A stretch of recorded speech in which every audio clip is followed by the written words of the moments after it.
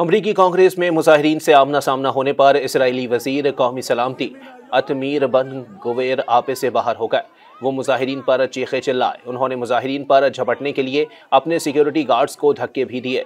तुर्किया के खबरसां इदारे अनादोलो रिपोर्ट के मुताबिक पीर को वाशिंगटन डीसी में कैपिटल हिल में अमरीकी काउंसिल ऑफ मुस्लिम ऑर्गेनाइजेशंस के 10वें सालाना नेशनल मुस्लिम एडवोकेसी डे में शिरकत के लिए बड़ी तादाद में मुसलमान जमा हुए।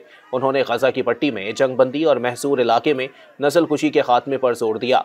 इस मौके पर मुजाहिरीन का आमना सामना अमरीकी कांग्रेस के दौरे पर आए इसराइली वजीर कौमी सलामती अतमीर बिन गुवेर से हो गया, जो अपने पहले अमरीकी दौरे के दौरान बाज़ कानून साजों से मुलाकात के लिए कांग्रेस में मौजूद थे। मुजाहिरीन ने इसराइली वजीर के खिलाफ जंगी मुजरिम के नारे लगाए। सोशल मीडिया पर ज़ेर गर्दिश वीडियोस में देखा जा सकता है कि इसराइली इंतहा पसंद वजीर बिन गुवेर मुजाहिरीन पर जोर जोर से चीखते रहे। उन्होंने मुजाहिरीन पर हमले की कोशिश भी की और उसके लिए उन्होंने खुद अपने सिक्योरिटी गार्ड्स को भी धक्के दिए। बाद में वो कांग्रेस के एक रुकन के दफ्तर में चले गए।